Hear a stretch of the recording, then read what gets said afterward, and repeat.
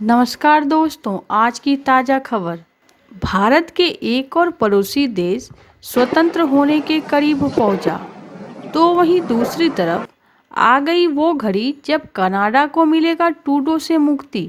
जहां एक तरफ ये सब कुछ चल रहा है, तो वहीं दूसरी तरफ शहबाज शरीफ की कुर्सी पर आ गया संकट।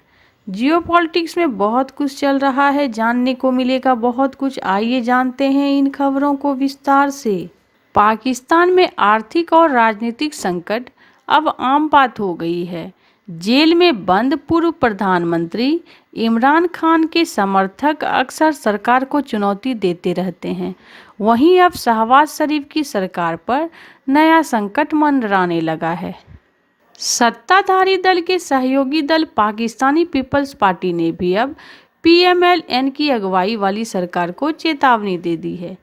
पीपीपी की प्रवक्ता साजिया मारी ने कहा कि सरकार ने सामुद्रिक और सीपोर्ट अथॉरिटी को लेकर फैसले बिना किसी सलाह के ले लिए। दिसंबर में भी पीपीपी के नेता सरकार में अविश्वास जाहिर कर चुके हैं।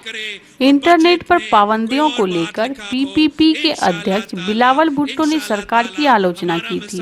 अब पार्टी की प्रवक्ता मारी ने कहा कि सरकार बिना किसी सलाह के ही कई फैसले ले रही है। उन्होंने कहा कि जिस दिन पीपीपी अपना समर्थन वापस ले लेगी, शहबाज शरीफ की सरकार गिर जाएगी। शायद पीएमएल-एन को इस बात का अंदाजा नहीं है। उन्होंने कहा कि पाकिस्तान मेरी टाइम्स की सीपोर्ट अथॉरिटी बनाने के दौरान पीपीपी से कोई सलाह नहीं दी गई है। उन्होंने कहा कि सिंध सरकार और पाकिस्तानी पीपल्स पार्टी को अथॉरिटी के बारे में अंधेरे में रखा गया। शहबाज शरीफ की सरकार को संविधान का पालन करना चाहिए और ऐसे फैसले लेने से पहले सहयोगी दल को विश्वास में लेना चाहिए। आपको बता दें कि पाकिस्तान के पूर्व प्रधानमंत्री इमरान खान ने भी ऐसा दावा किया है कि जिससे पाकिस्तान की राजनीति में हलचल मच गई है। इमरान खान ने कहा कि मुझे 3 साल के निर्वासन पर देश छोड़ने की पेशकश की गई थी, लेकिन मैं पाकिस्तान में ही रहूंगा और मरूंगा।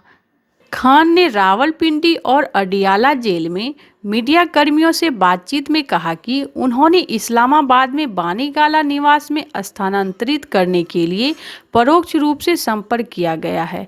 पूर्व प्रधानमंत्री अगस्त 2023 से अडियाला जेल में कैद है। तो वहीं दूसरी तरफ कनाडा के प्रधानमंत्री जस्टिन ट्रूडो के इस्तीफा देने की खबरें आ रही है। ऐसा बताया जा रहा है कि 1-2 दिन में ट्रूडो इस्तीफे का ऐलान कर सकते हैं। वह लिबरल पार्टी के नेता का पद भी छोड़ना चाहते हैं। सूत्रों के मुताबिक अभी इस्तीफे का दिन तय नहीं है, इसलिए अनुमान है कि राष्ट्रीय स्तर की एक अहम बैठक से ठीक पहले ऐसा हो सकता है। एक रिपोर्ट में यह भी कहा गया कि अभी यह स्पष्ट नहीं है कि ट्रूडो तत्काल अपना पद छोड़ देंगे या नए नेता के चुने जाने का इंतजार करेंगे। बताया जाता है कि प्रधानमंत्री ने वित्त मंत्री डोमिनिक लेवलांग के साथ चर्चा की है कि क्या वह अंतरिम नेता और प्रधानमंत्री के रूप में कदम रखने के इच्छुक हैं।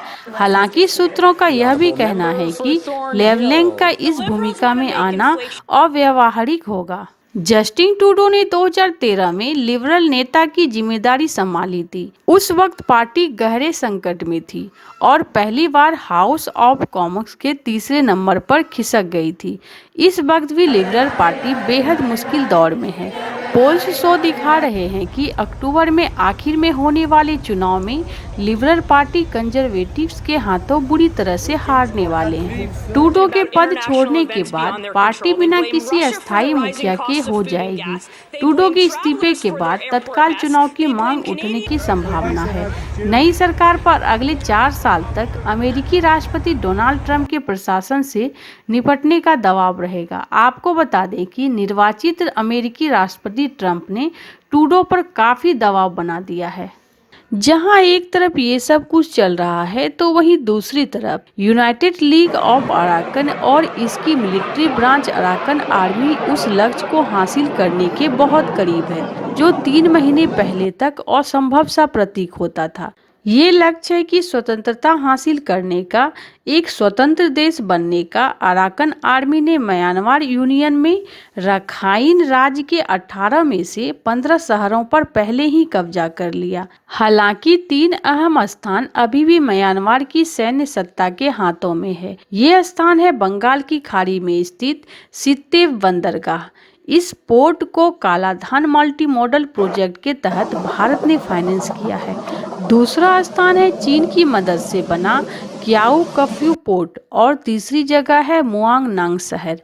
वर्ष 2024 में आखिरी दिन अराकन आर्मी ने ग्वा शहर को अपने कब्जे में ले लिया। पिछले सप्ताह विद्रोही अराकन आर्मी उन शहर पर कब्जा किया था। इस शहर में रणनीतिक महत्व का अंदाजा इसी बात से लगाया जा सकता है कि अन पश्चिमी मिलिट्री के क्षेत्रीय कमांड का मुख्यालय है। कुछ ही दिन पहले अराकन आर्मी ने मोगंडा नगर को सेना के हाथों से छीन लिया था और इसी के साथ अराकन आर्मी का बांग्लादेश के साथ लगती सीमा पर पूरी तरह से कब्जा हो गया है। यदि ये विद्रोही गुट पूरे रखाइन प्रांत पर कब्जा करने और स्वतंत्रता की घोषणा करने में सफल हो जाते हैं तो यह 1971 में बांग्लादेश के जन्म के बाद एशिया में पहला सफल अलगाववादी सैन्य अभियान होगा। इसके फलस्वरूप भारत के पड़ोसी में एक नए देश का जन्म हो सकता है। रखाइन प्रांत के अधिकांश हिस्से और चीन राज्य के रणनीतिक शहर पलेतवा पर नियंत्रण स्थापित करने के बाद United league of Arakan army ने सैन्य जुटा की बात करने पर सहमति जताई है। दोनों पक्षों ने इसके लिए चीन की मध्यस्थता में हुए हाईगैंग समझौते पर सहारा लिया है। जनवरी 2024 में चीन की अगुवाई में हुए इस समझौते में कहा गया है कि हम हमेशा सैन्य समाधानों के बजाय राजनीतिक संवाद के माध्यम से मौजूदा आंतरिक मुद्दों को हल करने के लिए तैयार रहते हैं। यूनाइटेड लीग ऑफ अराकन के एक बयान में विदेशी राष्ट्रों के भरोसे में लेने की कोशिश की है। यूनाइटेड लीग ऑफ अराकन का ये बयान चीनी भाषा में जारी किया गया है। इसमें यूएलए ने कहा है कि वो रखाइन राज्य में विदेशी निवेश यानी कि भारत और चीन की निवेश की रक्षा करेगा। पीपुल्स रिपब्लिक ऑफ चाइना के सक्रिय नेतृत्व की सराहना करते हुए अराकन आर्मी ने कहा कि अराकन पीपुल्स रिवोल्यूशनरी सरकार सभी विदेशी निवेशों का स्वागत करती है और उन्हें मान्यता देती है जो अराकन क्षेत्र को लाभ पहुंचाएंगे और इसके विकास और प्रगति में सहायता करेंगे। अराकन आर्मी ने कहा है कि सरकार निवेश गतिविधियों, परियोजनाओं और व्यवसायों में शामिल लोगों की सुरक्षा सुनिश्चित करने के लिए विशेष ध्यान रखेंगी। अराकन आर्मी का ये बयान इस संगठन के सीनियर सैन्य नेताओं और भारत और चीन के शीर्ष सुरक्षा अधिकारियों की गुप्त मीटिंग के बाद आया है। लेकिन अभी तक यह स्पष्ट नहीं है कि क्या United league of Arakan army सित्तवे और क्याओ कफ्यू पर कब्जा करने के लिए सीधे आक्रमण शुरू करेगी या चीनी और भारतीय प्रतिक्रियाओं का आकलन करने के लिए इंतजार करेगी। अराकन आर्मी को ये जीत म्यांमार की ओर से एयरफोर्स और नौसेना के इस्तेमाल के बावजूद मिली है। इसलिए विद्रोहियों को एक आखिरी बड़े हमले के लिए फिर से संगठित होने के लिए थोड़े समय की राहत की आवश्यकता हो सकती है। लेकिन बातचीत की पेशकश और विदेशी निवेशकों को आश्वस्त करने के पीछे असली कारण यह है कि अगर इन्हें स्वतंत्रता वास्तव में हासिल की जाती है तो राजनयिक मान्यता पाने की संभावनाओं पर विचार किया जा सके। एशिया और पश्चिमी दुनिया दोनों की महादेशों में महत्वपूर्ण दिशा की मान्यता के बिना यूनाइटेड लीग ऑफ अराकन की स्वतंत्रता राज्य बनाने के उद्देश्य पूरा नहीं हो पाएगा। म्यांमार की सरकार से आज़ादी की लड़ाई में 2 और संगठन शामिल है। इन तीनों को मिलाकर थ्री ब्रदरहुड अलायंस कहते हैं। अराकन आर्मी के अलावा the Ta'ang national liberation army और Myanmar national democratic alliance army भी अब म्यांमार की मिलिट्री जुटा से राजनीतिक संवाद शुरू करने की तैयारी हो रही है। ऐसे चीन की मध्यस्थता की वजह से संभव हो सकता है। लेकिन उन्होंने उत्तर पश्चिमी सैन्य कमान के मुख्यालय लासिनो शहर के सैन्य जुटा को वापस सौंपने से इनकार कर दिया है, जैसा कि चीन चाहता है। अगर बर्मा की सैन्य जुटा बातचीत के लिए राजी हो जाती है तो अराकन के विद्रोही तुरंत स्वतंत्रता के लिए जोर नहीं दे सकते हैं, लेकिन वे अन्य एथनिक सशस्त्र संगठनों के साथ व्यापक स्वायत्तता की संभावनाओं को तलाश सकते हैं।